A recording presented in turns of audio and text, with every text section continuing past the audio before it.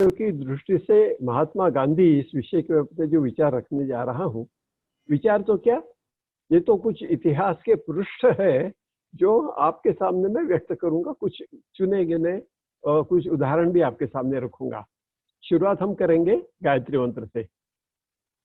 ओम भूर्भुवः स्वाहा तत्सवितुर्वरेण्यं भर्गो देवस्य धीमहि धियो यो नः प्रचोदयात्। ओम गुरुर्ब्रह्मा गुरुर्विष्णु गुरुर्देव महेश्वरः गुरुः साक्षात् परब्रह्म तस्मै श्री गुरवे नमः। या देवी सर्वभूतेषु मातृरूपेण संस्थितां नमस्तस्यै नमस्तस्यै नमस्तस्यै नमो नमः नमस्तस्यै नमो नमः। इस अपने कार्यक्रम में जो श्रोता के रूप में उपस्थित देवी स्वरूपा बहनों, देव स्वरूप भाइयों, हम गुरुदेव की दृष्टि से महात्मा गांधी किस तरह से हम देखते हैं, क्या है, इसके बारे में थोड़ी जानकारी लेंगे। परम पूज्य गुरुदेव ने अपनी स्वयं की जीवनी के संबंध में कुछ महत्वपूर्ण आत्मनिवेदन किया है। मैं यहाँ से शुरुआत करना चाहूंगा। वो कहते हैं जनवरी 1971 में, जब वो 60 वर्ष के थे, उन्होंने पहली बार अपने बारे में लिखा है। उस समय वो लिखते हैं, बीते 60 वर्ष के जीवन में 15 वर्ष का आरंभिक जीवन कुछ विशेष महत्व नहीं रखता। शेष 45 साल हमने आध्यात्मिक प्रसंगों को अपने जीवन क्रम में सम्मिलित करते हुए बिताए हैं। पूजा उपासना का उस प्रयोग में बहुत थोड़ा उपयोग रहा है। मानसिक परिष्कार एवं भावनात्मक उत्कृष्टता के अभिवर्धन के लिए प्रयत्नों को महत्व दिया गया। आप सुन लीजिए, गुरुदेव कहते केवल जप ही नहीं, अपने आप का विकास करने का प्रयास उन्होंने किया और अपनी भावनात्मक उत्कृष्टता बनाने के लिए, उसको बढ़ाने के लिए प्रयास करते रहे। पूजा के 6 घंटे शेष 18 घंटों के लिए भरपूर प्रेरणा देते रहे। उनकी साधना 18 घंटे की थी, 6 घंटे साधना उसको शक्ति देने के लिए थे। जिस तरह की बैटरी के ऊपर काम चलता है, वैसे पावर देने के लिए 6 घंटे की उपासना और 18 घंटे की साधना। हमारे जीवन साधना को यदि सफल माना जाए, उसमें अलौकिकता को खोजा जाए, तो अपना प्रधान कारण हमारी अंतरंग और बहिरंग स्थिति के परिष्कार को ही माना जाए। हमारा सारा मनोयोग और पुरुषार्थ आत्मशोधन में ही लगा हुआ है। मित्रों, ऐसे स्थिति में हमारे बापूजी का जो संदेश था, बापूजी की शिक्षा थी, बापूजी ने जो दिशा निर्देश किए हैं, गुरुदेव के बहुत काम आ रहे थे। और उन्हीं को अपनी नींव समझकर गुरुदेव ने अपनी आगे बातें रखी है। वो अगले महीने में वो कहते हैं कि जो साधना होती है, 3 सीढ़ियां होती है। एक होती है मातृवत परदारिशु पर द्रव्येशु लोष्ठवत। यह आसान चीज है। पराई स्त्री को मां मानना और दूसरों के धन को तुच्छ मानना, ये पहली 2 कड़ियां हैं। इसके अंदर आपको महारत हासिल करनी है। लेकिन तीसरी जो कड़ी है, आत्मवत सर्वभूतेषु, इसका अनुभव करने के लिए महात्मा गांधी का अनुभव, महात्मा गांधी का उपदेश गुरुदेव के लिए बहुत बहुत काम का आया है। वो लिखते हैं, हमारे समस्त प्रयासों को लोग कुछ भी नाम दे, असलियत में यह है विश्व वेदना की आंतरिक अनुभूति करुणा और संवेदना का रूप धारण कर लिया, और हम विश्व वेदना से आत्मवेदना मानकर उसके छुटकारा पाने के लिए बेचैन घायल की तरह प्रयास करते रहे। गुरुदेव ने कहा है कि जब इस साधना कर रहे थे आत्मवत सर्वभूतेषु, तो जो अभी भजन हमने सुना, वैष्णव जन तो तेणे कहिए जिन्हें पीर पराई जानी है। अब ये पीर पराई जानना, उसको अनुभव करना, यह तीसरी कड़ी है साधना की। और गुरुदेव उस साधना की कड़ी में रहे, और तब उनको जो दिशा निर्देश महात्मा जी के संदेश से, महात्मा जी के वाक्यों से, महात्मा जी के साहित्य से मिला, उसका उनके जीवन में, हमारी मिशन के ढांचे में, हमारी क्रियाकलापों में स्पष्ट दिखता है। मैं आगे उसके पे आऊंगा। गुरुदेव का घटनाक्रम आप जानते हैं। 1926 में, 1911 में जन्म हुआ। 1926 में 15 साल की उम्र में उनको उनके गुरु ने दर्शन दिया और आगे 24 साल तक, 27 साल तक कही है, क्योंकि 3 साल उन्होंने इस गांधी जी के असहकार आयोजनों में पूरा हिस्सा लिया था, पूरा बढ़ चढ़ कर हिस्सा लिया था। साधना भी चलती रही और उन्होंने असहकार आंदोलन में भी पूरा हिस्सा लिया और इसके लिए उन्होंने अपने आप को झोंक दिया। पूजा तो चल रही थी, लेकिन 3 वर्ष उनको उनके गुरुदेव ने कहा कि देश पर आक्रमण है, आपको देश सेवा करनी चाहिए, इसलिए आपको 24 वर्ष की जगह 3 साल की छूट दी जा रही है। और उस 3 साल की छूट में उन्होंने जितने प्रयास किए वो मैं आपके सामने रखता हूँ। विषय बड़ा विस्तृत है और इसके लिए मुझे कई बार अपने रेफरेंस नोट्स रेफर करनी पड़ेगी, क्योंकि इसके अंदर इतिहास आता है। महात्मा गांधी जी, जो जिनका नाम था मोहनदास करमचंद गांधी, इस महान व्यक्ति को सारा विश्व जानता है और महात्मा के नाम से पुकारता है। आपका जन्म 2 अक्टूबर 1869 में हुआ था। पूज्यवर का जन्म हुआ था 20 सितंबर 1911 को। इस हिसाब से परम पूज्य गुरुदेव से बापू 42 साल बड़े थे और इसीलिए उनके जो निर्देश थे, उनके जो जीवन साधना रही है, उन्होंने जो अनुभव लिया है, जो उन्होंने व्यक्त किया है, गुरुदेव ने उसको बड़े एकाग्रता से सुना है, उसको अंगीकार करने का प्रयास किया है। दोनों महान आत्माएं भारत के प्राचीन आध्यात्म दर्शन और श्रेष्ठ प्रतिपादनों को अपनी जीवन पद्धति में समाविष्ट करने और उसे प्रत्यक्ष जी रहे थे। दोनों की ये समानता थी कि इन्होंने प्रत्यक्ष उसको जीवन में अपने धारण किया था और इसलिए एक दूसरे के व्यूज को, एक दूसरे के कहने को, एक दूसरे की मान्यताओं को समझना, उसका अंगीकार करना इनके लिए बड़ा आसान रहा, वो कर सके। महात्मा गांधी जी के आध्यात्मिक आधारों पर स्थित विचार एवं सत्य निष्ठा पर आधारित आचारों से श्री राम शर्मा जी प्रभावित थे। उन्हें अपने मन, वचन और कर्म में समाविष्ट करने का उनका मानस उनकी किशोर अवस्था में ही दिखता है। जैसे कि अभी उल्लेख भी किया था, 19-20 साल की उम्र में साबरमती पहुंच गए थे और उन्होंने कहा कि हमको गांधी जी बनना है, गांधी जी जैसा महान बनना है। तो हम साबरमती आश्रम के अंदर प्रवेश कर गए। वहाँ पे गांधी जी तो मिले नहीं, लेकिन वहाँ पे जो व्यवस्थापक थे उनसे बात करी। उन्होंने कहा कि अरे बेटा, तुम कैसे आए हो, क्या चाहते हो? उनका हम यहाँ पे आए हैं गांधी जी से दीक्षा लेने के लिए, दीक्षा लेंगे।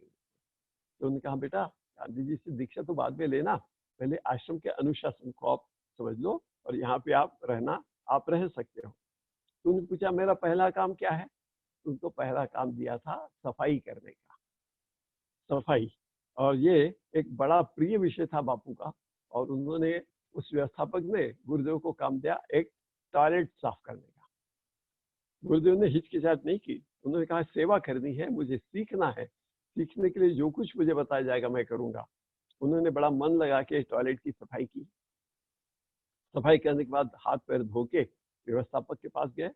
उन्होंने कहा कि व्यवस्थापक जी देख लीजिए, मैंने टॉयलेट साफ कर दिया है।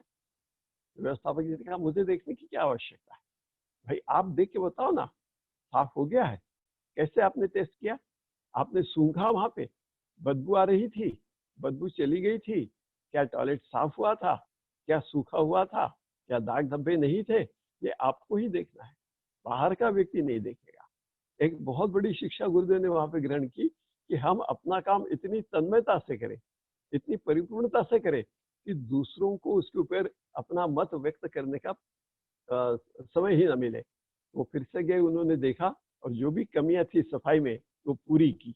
और ये पहला लेसन गुरुदेव ने हम लोगों के कार्यकर्ताओं की बैठक में ये कहानी बताई थी कि भाई मैं तो गया था महात्मा बनने के लिए और मुझे पहला काम दिया सफाई का, और वो भी मुझे इस तरह से कराया गया, लेकिन मैंने वहां से जो सीखा है उसको कोई तोड़ नहीं है। दूसरे दिन सुबह जब वो उठे आश्रम में, तो उन्होंने दतौन के लिए नीम की एक डंगाल तोड़ी। तो वहां पे मीरा बहन थी जो विदेशी लेडी थी, उसने कहा यंग मैन आपने क्या कर दिया? आपको क्या चाहिए था? गुरुदेव ने कहा मुझे तो दत्तांग करने के लिए लकड़ी चाहिए थी नीम की। मैंने कहा हाँ भाई, लेकिन आपने इतनी बड़ी डंगाल क्यों तोड़ी?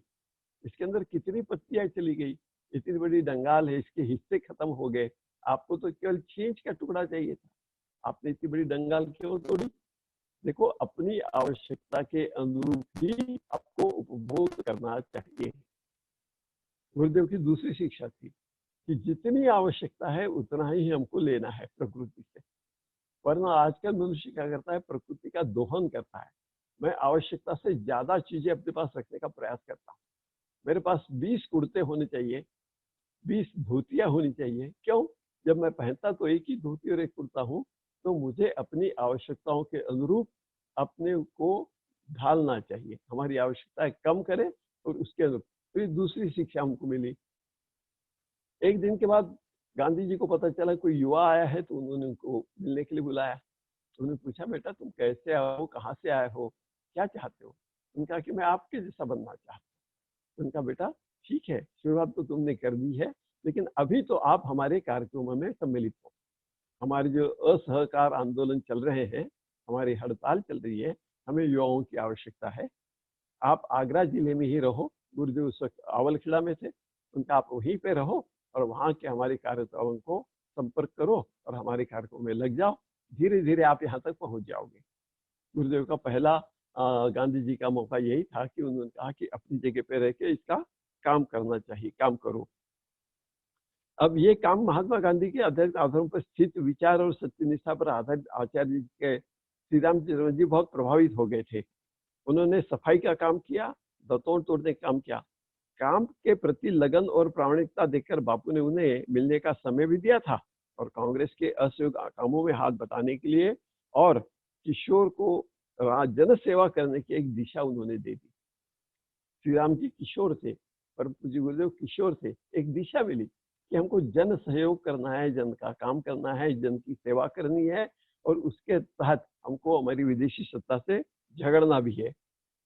सत्याग्रही बनने की ललक से आवलखेड़ा छोड़कर एक बार गुरुदेव भाग गए थे और वो सीधे आगरा पहुंच गए। उनको लगा कि हम आगरा पहुंचेंगे सीधे काम की शुरुआत कर देंगे।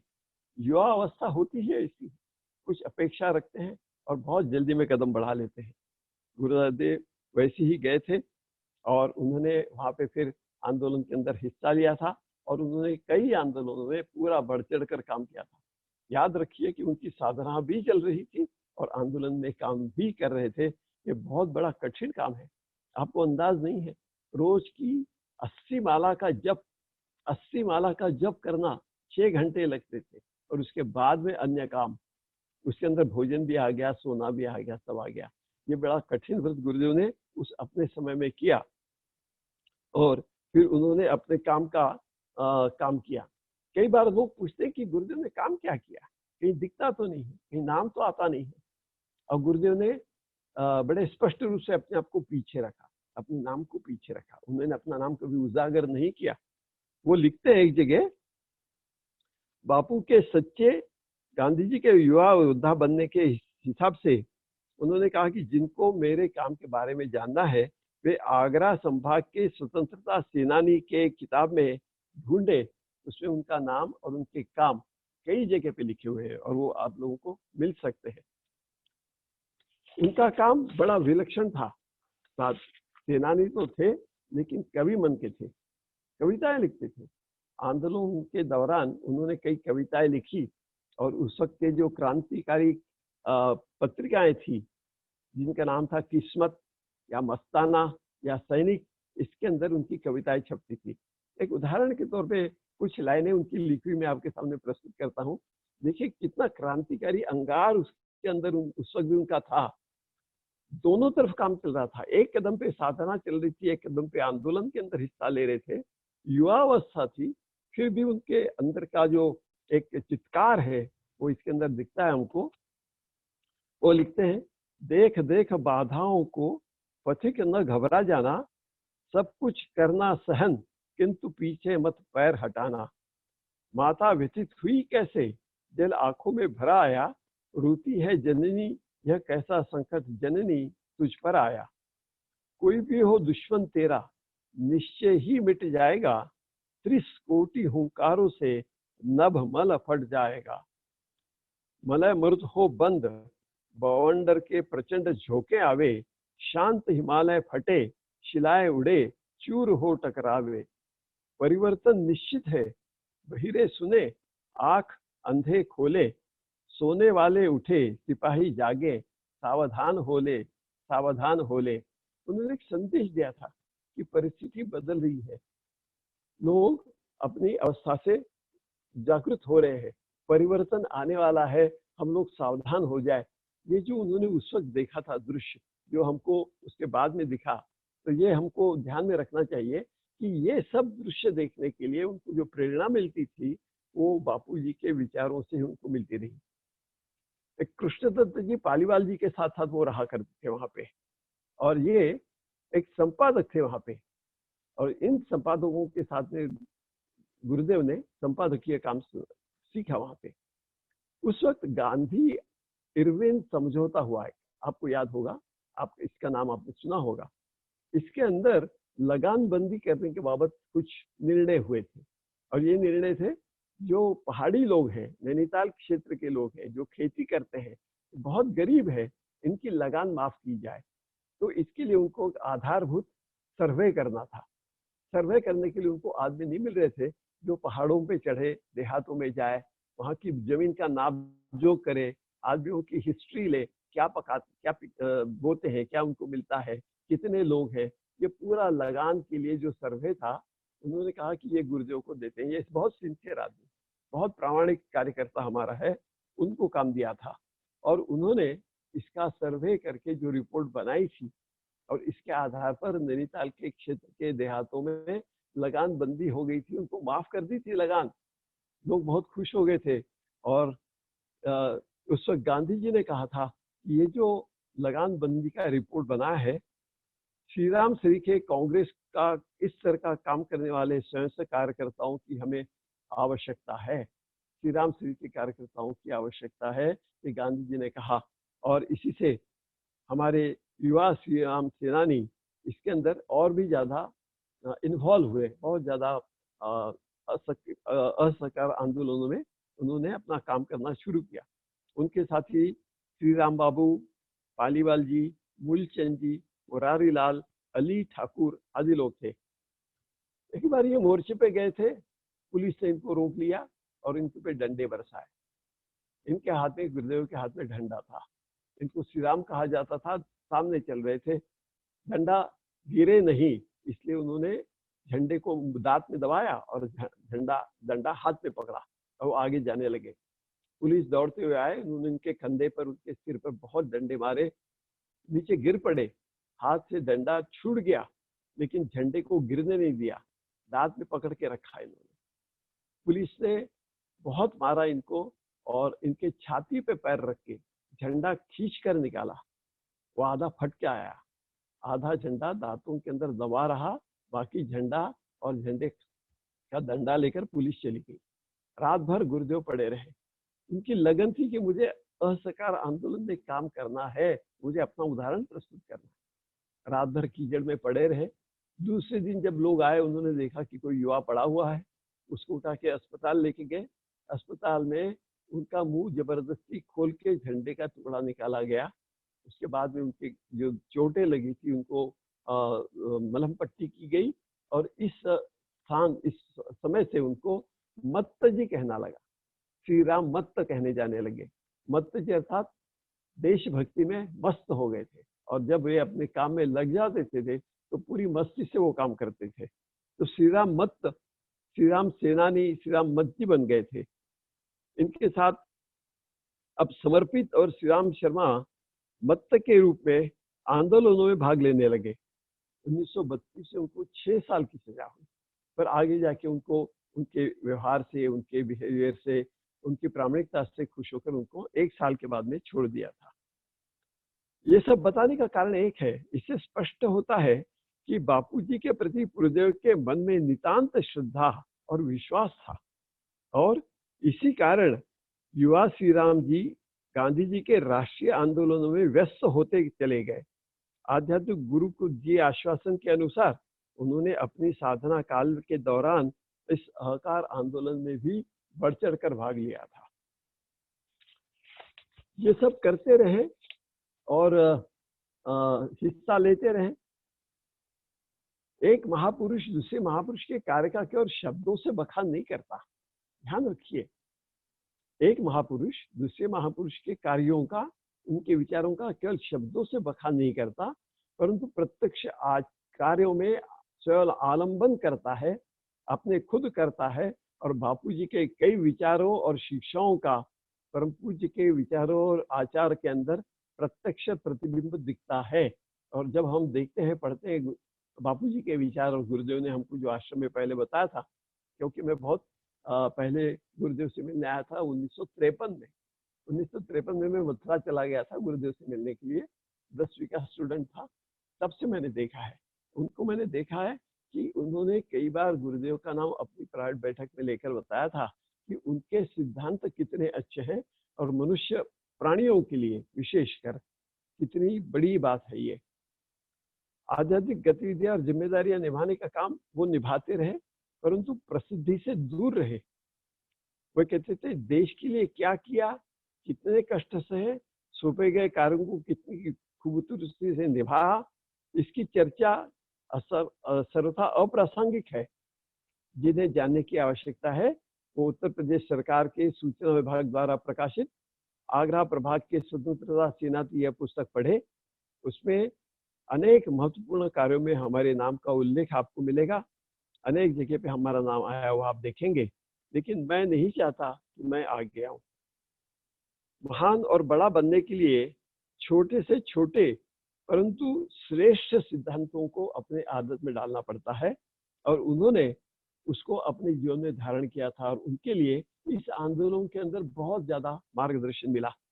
एक बार मालवीय जी ने कहा था, कांग्रेस को लोकप्रिय बनाना हो तो हर घर से एक मुट्ठी अनाज या एक पैसा संग्रह करना चाहिए, ताकि जनता समझे कांग्रेस हमारी है। श्री राम शर्मा जी ने, श्री राम मत जी ने, हमारे गुरुदेव ने इस सूत्र के सहारे युग निर्माण योजना की नींव डाल दी।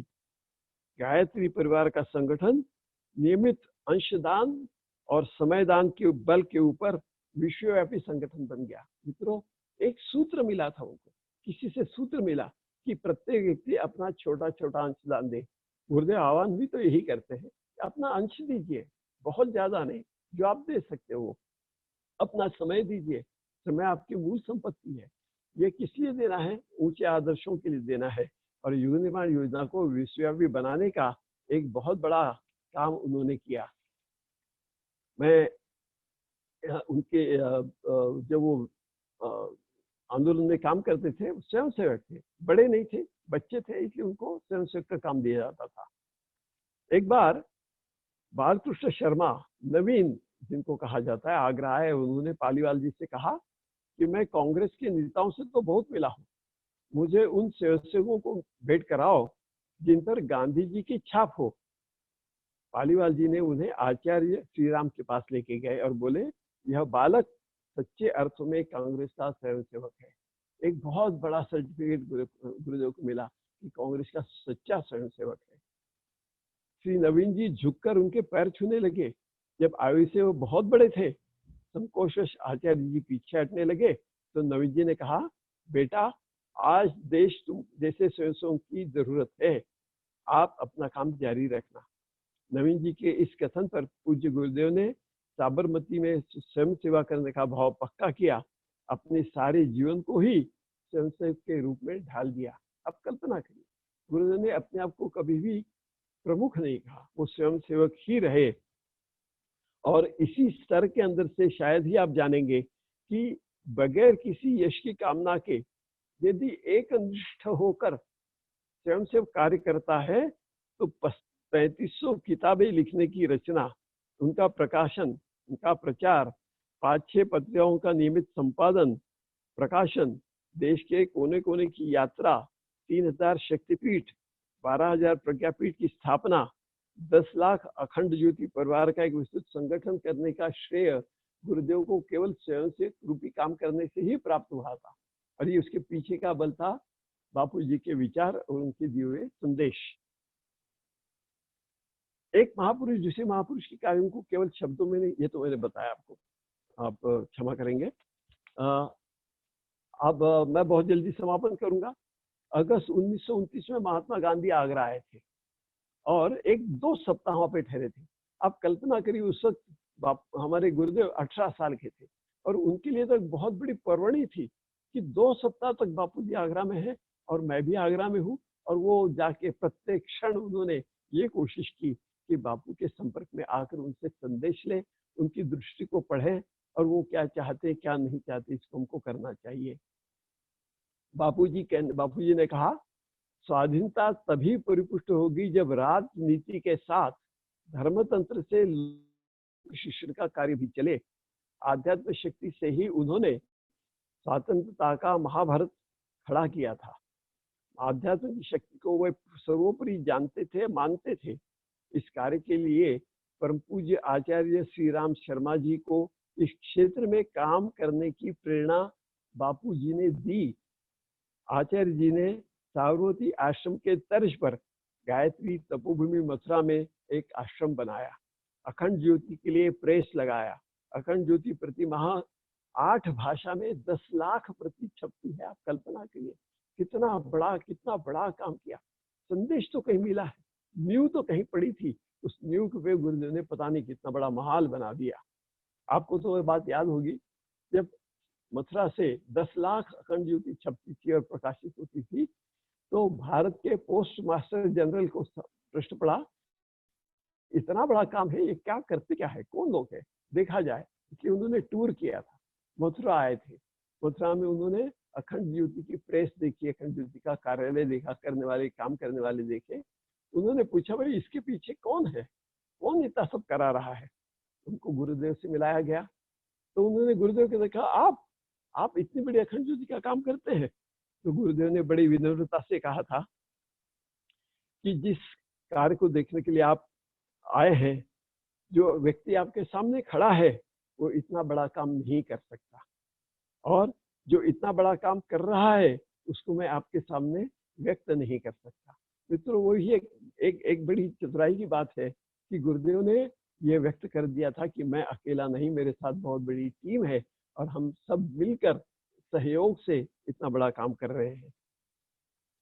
इनके कई ऐसे छोटे उदाहरण रहे हैं जिसका कि गुरुदेव के विचारों पे, गुरुदेव के आचारों पे, हमारे शिविरों पे, गुरुदेव की शिक्षाओं पे परिणाम हुआ है।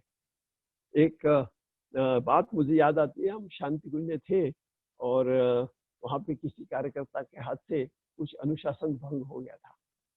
अनुशासन भंग गया था, वो व्यक्ति सामने आ गया था, उसको कुछ शासन भी दिया जा सकता था, पर गुरुदेव ने कहा नहीं, मेरे प्रशिक्षण में कहीं कमी है, इसलिए मैं 8 दिन का जल उपवास करता हूँ। और पूरा आश्रम व्यथित हो गया था कि गुरुदेव आप क्यों आज का उपवास करते हैं। उनका नहीं, मेरा कार्यकर्ता गलती करता है, इसका मतलब उसका प्रशिक्षण मैंने पूरी तरह से नहीं किया। बिल्कुल ऐसी बात बापू जी के बारे में घटित हुई थी।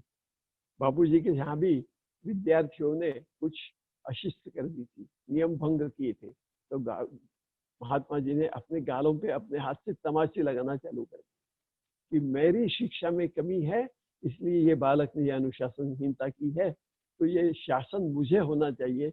उन्होंने अपने गालों पे तमाचा मारना शुरू कर दिया था। ये जो घटना जब पता चला गुरुदेव को, तो उन्होंने बड़ा असर किया उन्होंने कि वस्तुतः ये जो संस्था का प्रमुख है उसको देखना है कि जो बताया जा रहा है वो शोर तक पहुंचता है या नहीं पहुंचता है। गुरुदेव का खादी पहनना, ये फिर से महात्मा जी के प्रचार का, महात्मा जी के संदेश का ही हिस्सा है। उन्होंने खादी को धारण किया था। गुरुदेव ने भी अपने जीवन में खादी धारण की थी। और मुझे याद आता है, मैं एक बार यहाँ पे आया था, मैंने कुछ काम किया था, मैं यहाँ पे काम से ही आता था, शायद हिमालय बनाया था, और उसको गुरुदेव ने बहुत खुश होकर मुझे कहा कि बेटा तुझे क्या चाहिए। मैंने कहा गुरुदेव मुझे तो आपका एक कुर्ता दे दीजिए प्रसाद के रूप में। गुरुदेव ने कहा बेटा मेरा कुर्ता तो खादी का है। मैंने कहा साहब जैसा भी है मुझे दीजिए। तो उन्होंने मुझे अपना खादी का कुर्ता दिया था, खादी की बनियान दी थी और खादी की धोती भी दी थी। मुझे याद आता है गुरुदेव खादी के सिवा दूसरा कुछ नहीं पहनते थे, सिद्धांतवादी थे। और जिन सिद्धांतों को उन्होंने अपने जीवन में उतारा उसको वो करते रहे। उनको अपनी आदत थी कि वो अपना काम अपन ही करते थे, खुद ही करते थे। और मैंने भी ये शिक्षण अपने मथुरा में, जब आवलखेड़ा में, मथुरा में जब मैं तपोभूमि गया था, तो मैंने पहले शिक्षा वही यही पे ली थी कि अपना काम अपने को करना चाहिए। तो कहानी वो एक छोटा सा कांड, छोटा सा एक याद है मेरी, बहुत बहुत दिल की याद है। माता जी ने मुझे शिक्षा दी थी। गुरुदेव के यहाँ गया था, गुरुदेव ने मुझे घर पे खाना खाने के लिए बुलाया। घर पे खाना खा के और मैं थाली छोड़ के उठ गया और जाने लग गया, तो माता जी ने मुझे पहला पाठ दिया, बेटा अपने यहाँ पे अपनी थाली उठा के साफ करके रखने का साफ करने का रिवाज है। इस रिवाज के अनुरूप बेटा अपनी थाली साफ करो और उसको अपने स्थान पे रखो। मैं अपने घर में कभी अपनी थाली साफ नहीं करता था, लेकिन आश्रम में आके पहला पाठ मैंने वही पढ़ा कि अपना काम अपने को करना है। और तब मैंने देखा गुरुदेव अपना काम स्वयं करते थे। आदर्श सिद्धांतवादी गुरुदेव थे, आदर्श सिद्धांतवादी बापूजी भी थे। बापूजी के जितने भी उदाहरण रहे हैं, तो गुरुदेव ने उनको सीखा है। खादी का उपयोग, स्वयंसेवक का भाव, तृतीय श्रेणी में सफर, तीसरे क्लास में चलते थे गुरुदेव। अब उन्होंने देखा था कि बापूजी भी तीसरे क्लास में चलते हैं, बगैर रिजर्वेशन के भीड़ में बैठते हैं। गुरुदेव जब एक बार हमारे नागपुर में आए थे, तो उन्होंने पिताजी को पत्र में लिखा था, मोरेश्वर मेरे लिए तृतीय श्रेणी का ही टिकट निकालना, लेकिन जो मेरी सीट होगी खिड़की के पास जो अकेली सीट होती है, वो सीट मेरे लिए रिजर्व करना, ताकि मैं वहां बैठ के लेखन कर सकूं। प्रयास में भी अपना काम करते रहे हैं। तो ये जो कई चीजें ऐसी है कि उन्होंने बापूजी के जीवन से, बापूजी की शिक्षा से ली थी, और स्वयं को उन्होंने अपने उतना ही कठोर रखा था जिससे बापूजी ने अपने आप को रखा था। मुझे याद है कि हरिद्वार की गर्मी में धूप तपती है, पसीना निकलते रहता था, पर गुरुदेव ने कभी कूलर नहीं लगाया। उन्होंने कहा कि क्या आवश्यकता है, जब मेरे आश्रम के सभी लोग इतनी गर्मी में रहते हैं, तो मैं कूलर में रहूं, ये मुझे शोभा नहीं देता। मैं आश्रम का प्रमुख हूँ, मेरा काम कि मेरे परिजन जैसे रहते हैं वैसे मुझे रहना चाहिए। और आजीवन उन्होंने कभी कूलर, एसी तो बहुत दूर की बात है, एसी बहुत दूर की बात है, कूलर तक नहीं लगाया था। हम देखते थे कि वो लिखते जाते थे, पसीना पोंछते जाते थे, लिखते जाते थे। लिखने का क्रम 12-15 घंटे, 18 घंटे सतत चलता था। और मैंने देखा कि आत्मनियंत्रण कितना कर सकते थे। हमारे जो सप्ताह आंदोलन है गायत्री परिवार के, उसके अंदर तो 4-5 तो बापूजी के दिए सिद्धांतों पे है, जैसे महिला सशक्तिकरण है, स्वावलंबन है, हरितीनमा संवर्धन है, नशा उन्मूलन है। ये सब सिद्धांत बापूजी ने भी किए थे और उन्हीं को हमने अपने सप्ताह आंदोलनों में लिए हैं। इसके अंदर अलावा शिक्षा और साधना आदि जो साधनात्मक कार्यक्रम है, वो गुरुदेव ने उसके अंदर जोड़े थे। ऐसे दो महापुरुष, महान साधक विश्व समाज की सदस्यता लेकर आए थे। बापूजी भी विश्व समाज के सदस्य थे, और गुरुदेव ने तो कहा ही था कि मैं विश्व समाज का सदस्य हूँ। यहाँ का हर भाई मेरा भाई है, हर स्त्री मेरी बहन है, यहाँ का हर चीज, यहाँ का पौधा, यहाँ का पानी, यहाँ के पहाड़ मेरे सगे संबंधी है, मेरा इनका संबंध है। और यह सिद्ध करता है कि जो भी कार्य बापूजी का आदर्श था, उसको लेकर, जिसके अंदर जो आपने भजन सुना था, वैष्णव जन तो तेने कहिए पीठ पर आई जान के, गुरुदेव ने अपने जीवन के अंदर उसको जिया है। ये कल्पना नहीं, नितांत सत्य है। विश्व समाज के सदस्य दोनों थे, और उनका जो आगे चलने वाला हमारे बापूजी और उनके पीछे चलने वाले हमारे श्री राम जी, ये बहुत समर्पित व्यक्ति रहे हैं। आगे श्री राम शर्मा जी स्वयं सिद्ध हो गए, महापुरुष के रूप में उन्होंने युग ऋषि बन गए, महान विचारक हुए, युग दधीची बने। लेकिन उसका पूरा मार्गदर्शन, उसके पीछे जो प्रेरणाएं थी, वो बापूजी की थी, ऐसा मेरा विश्वास है। इन दोनों का संबंध तो क्या, ये मैंने इतिहास के पन्ने ढूंढ कर निकालने का प्रयास किया है। गहराई में अभी और जाने का समय मिलेगा तो कई इनके अंदर की समानताएं हमको इसके अंदर मिलेगी। आज का दिन बापूजी का जयंती है, और गुरुदेव को हमको याद करने का मौका भी मिल गया। दोनों महापुरुषों को याद करके मैं धन्य हो गया हूँ, और मैं अपनी वाणी को विराम देता हूँ। ओम शांति शांति शांति।